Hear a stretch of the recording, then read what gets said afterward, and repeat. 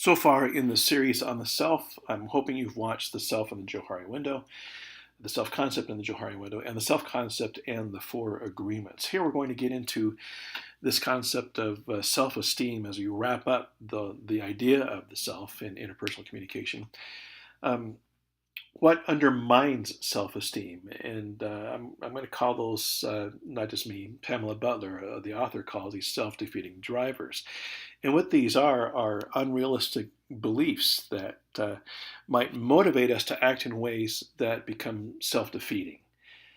Because these drivers are unrealistic in their standards, they set very high bars for us. They make it impossible for us to accomplish the very things we feel are essential for approval by others and approval by ourselves. What's interesting here is if we make that agreement to not take anything personally, we're not looking for that approval anymore. So that kind of helps with this idea of self-defeating drivers.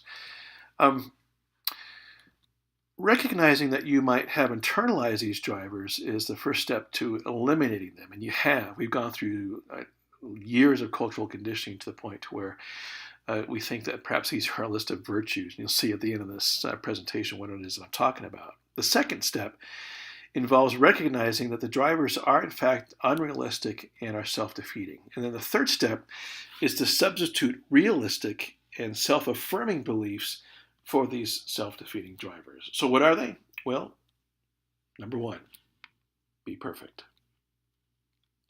The drive to be perfect impels you to try to perform at unrealistically high levels all over the place, at work, at school, at home, and anything short of perfection is unacceptable. Sound familiar? Well, chances are the greatest be perfect driver you have is in how you look. It's your body image. And there are so many external drivers, social expectations that have established that for you that we think that this is the way I gotta look. Instead of the way I look is fine with me. Obviously we in the realms of being healthy, but this goes through and destroys more individuals, both male and female, because it is an impossible standard for a lot of people. It's ridiculous, and we see the same kind of expectations of perfection in sports. There's nothing wrong with that drive, but there are certain athletes who have reached a level of perfection, but regardless of how hard I might train my entire life, I'm never going to play like Michael Jordan, okay, or Tiger Woods. It's just not going to happen. I just don't happen to possess that ability. And that doesn't mean there's something wrong with me. It just means I'll never be perfect at playing basketball or golf that way. We have these incredible expectations in education. You all want to be the A student. You have that expectation out there. And you think that the A student, that the 4.0 average is perfection. And I'm here to tell you it's not. Because grades are inflated, because grades don't have a common impetus in terms of how they're applied. We don't know how to assess people. We do standardized testing and set up some type of criteria that leads to a concept of perfect thinking, and it doesn't exist. Anybody who tells you otherwise is trying to sell you something. Okay? There's nothing wrong with striving for the A. I'm not going to go through and diminish drive to do something as the best that you possibly can. But a lot of people set themselves up for failure if they think they're going to reach perfection in education. The same in relationships. I talk to a lot of couples who feel that if they have conflict in their relationship, then there must be something wrong with it. And yet they strive to have the perfect marriage. Well, it doesn't exist. If you're in a relationship, if you're in a marriage where there is no conflict, there's something wrong with your marriage. One or both of you aren't being completely open and honest about how you feel within that relationship, about what's going on.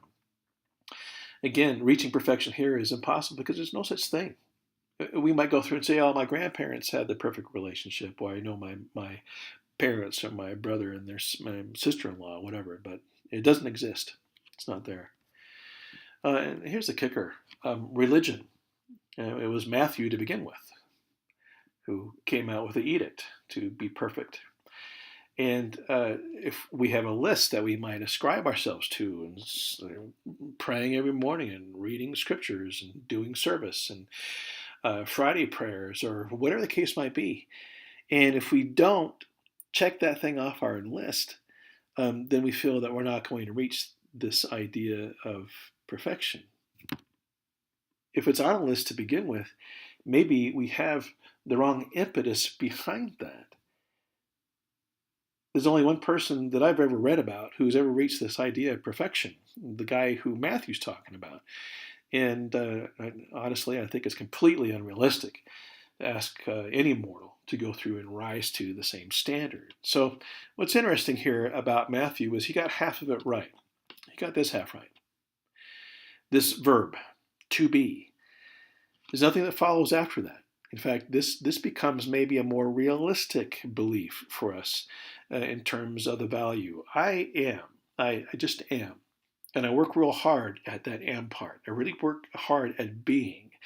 But I don't have a third word that accompanies that. The more I try to stay away from that, the less I'm defeated in terms of my own esteem. I've written about this, by the way. It's called The Third Word. You might want to click on it in this week's module to go through and give you some more background that way. All right, next up. Please others. This is probably the most popular author of this statement, but it comes from all kinds of sources out there as well. I've just put this one in just for some kicks and giggles. The drive to please others leads you to seek approval from them. And then you assume that if you gain their approval, then you're worthy and you're a deserving person. And if others disapprove of you, then you're worthless and undeserving. And so there's some inherent problems here with this in terms of trying to please others. You know, here you are, you're going to school, you're registered in a pursuit of higher education and a degree. And chances are, if you're a traditional student, you've got somebody else's expectations riding on how well you do. And so not only are you striving for the grade because you want to be perfect, you're also striving for the grade to please whomever that might be, the people who are paying your tuition, like we call them mom and dad. I'm not talking about the federal government or the Pell Grant or your student loans here. We want to make sure we go through and perform. But again, pleasing others is not really a valid motivation for you to do well in school because, A, you're not. You're going to fail somewhere. I hope you do. You're going to fail somewhere along the line, and there's nothing wrong with that, because from that comes wisdom and your ability to go through and overcome that and move on to the next thing. But failure goes through and undermines your notion of trying to be perfect, and then you can't please. You see, it becomes a dirty, rotten little circle. The same with our trying to please others in terms of our own personal value, our worthiness, or service, or whatever the case might be. If we're doing that just to please somebody else, we have the wrong motivation. And here's where it gets really sticky, is we're on that one-to-one level of a relationship, of a marriage, of a significant other, and we really want to please the other individual here. But if we're doing that with some kind of expectation attached to that, then again, like everything else, we have the wrong motivation for that. Pleasing others is based on expectation. If we fail to please them, then we feel like a failure. If they are pleased, we have to wonder, are they genuine? Is this authentic? Or do I start questioning maybe they're just doing that to patronize me? And you can see here, it becomes a real vicious cycle. Now, let me take it back to that whole marriage idea. I like to do things for my spouse, and she likes to do things for me, but it's not done with the expectation to please her. I go through and do things because they're not expected of me. So if she comes home and I happen to have dinner made, she's surprised. If she has the expectation that she'll have dinner made and she comes home and I decided not to please her, guess what? She's going to be disappointed. And it's been my experience over the course of 30 some odd years of being married, and not to the same person, that surprise is a lot easier to come by and to enjoy than disappointment is. So it could be the same act, but the inspiration for that act can be completely different. If it's to please somebody, there's an expectation attached to that. And chances are you or somebody else is going to be disappointed. Which brings me to this one. The drive to be strong tells you that weakness and any of the more vulnerable emotions like sadness or compassion or loneliness or the feeling of depression are wrong.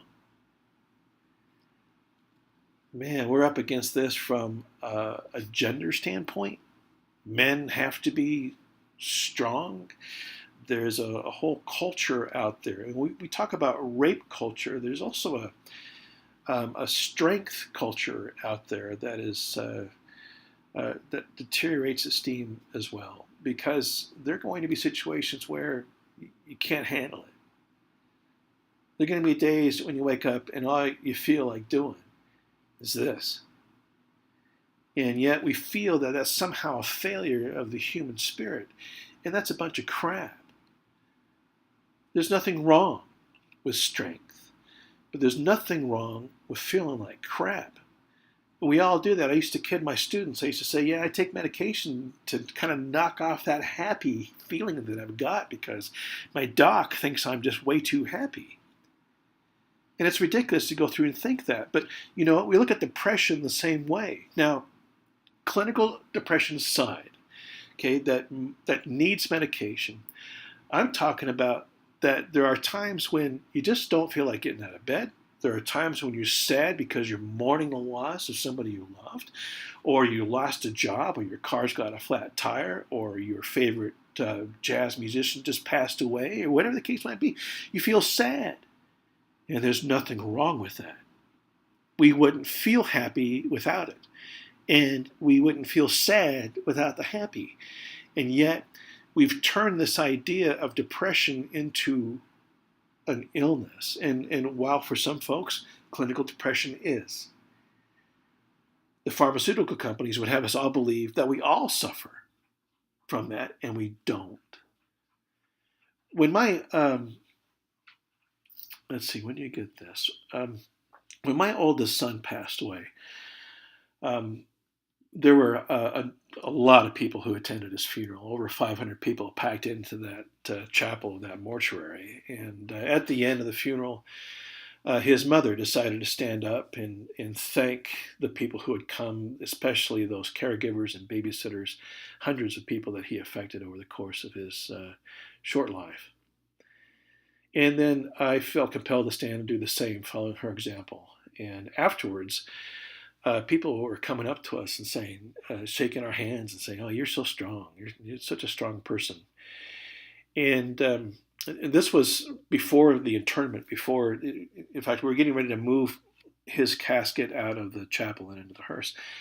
And I got so angry at that notion that I'm so strong because I stood up and expressed my gratitude for the people who impacted my son's life. And I wanted to say, you know, I am more angry than I am strong right now. There is not an ounce of strength in me other than what it is that I'm doing to stand up here and to be able to speak. But this isn't strength that you're saying. This is grief. We confuse those. So it's best maybe to back off on that as an accolade, as praise. If we're dealing with somebody who's grieving, they're not to be praised for their strength. In doing so, again, it creates some kind of expectation that is just unreachable. Okay, I'll get off my soapbox. Miss Waters actually was my second grade teacher, and she was a great teacher. I came up with a name that was the first name that happened, but because I can't remember the name of my son's kindergarten teacher, who told him to hurry up. The drive to hurry up compels us to do things quickly, to do more than can be reasonably expected in any given amount of time. Now, the story behind this is my second son. Okay, and he goes to kindergarten, And this is his first school experience and our first school experience with our family. And he has his trusty box of Crayola crayons with the built-in sharpener. And art time comes along, and Miss Waters distributes this big 11 by 16 piece of paper out to all the kids at all the tables, and it tells them it's art time. So Chris, my son, decides to go through and use every crayon in that box because he's inspired by a, a copy of a piece of art that hung in our house at the time. It was Van Gogh's Starry Night. And what Chris decided to do was go through and maybe replicate that a little bit. I laugh not because that it's funny, but because of his drive. He's a driven kid, even now as an adult. So he starts doing little hash marks like an impressionist painting in the top left-hand corner of this 11 by 16 piece of paper, all in black. And then he does another line or so in the deepest purple he can find, and then so on. And he's graduating that down to where the sky becomes a little lighter, right? And it's taken him probably 15, 20 minutes to go through and just color in that corner of the page. And Miss Waters is walking around and she's looking at all these other masterpieces of mommy and daddy, and the house with the smoke coming out of the chimney, and the tree and the swing or the bicycle, and so on. You know what this looks like. And then she comes across this 11 by 16 piece of paper with a corner filled in, and she looks at it, and she looks at Chris and says, "Chris, hurry up."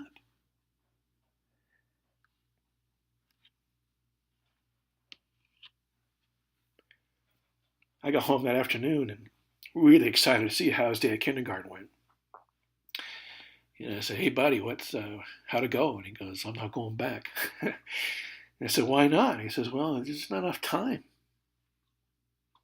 And he pulled out that 11 by 16. It was all folded up like kids do, and then folded it. And as soon as he did, I knew exactly what it was that he was doing. So I asked him what happened, and he told me. So I called up his teacher and I said, "Do you realize that you stopped a masterpiece because there wasn't enough time?"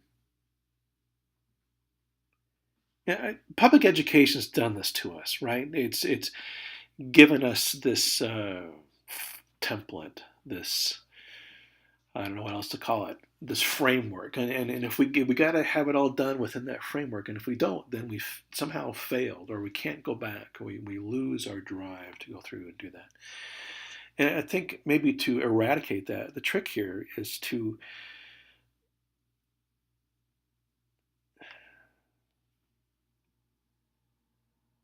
not allow the temporal context, not allow time to go through and dictate to us what we're going to enjoy.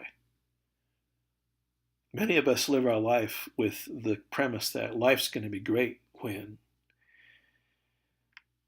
and we lose out perhaps on the joy of the moment of being involved in that. So maybe instead of hurrying up, that we realize the moment and what's involved with that, and make the best of that. There's that old notion that the only mark on a gravestone that really means anything is that dash between the dates, and yet that's all that's set up there that represents most everybody's life. It's online. Last one. Try harder. The drive to try hard makes us take on more responsibilities than any one person can be really expected to handle. We're multitasking. We've got all these things going on. And in order for us to succeed or to be viewed or perceived as successful, we have to be able to knock every single one of those out of the park. We've all worked at some job that no matter what we did, we weren't going to realize any level of success. Now, again, I'm not going to undermine the great American work ethic here, or Yoda for that matter. But we got to know what our best is. And that goes back to one of the 4 agreements: always do your best. And to recognize when our trying hard is enough.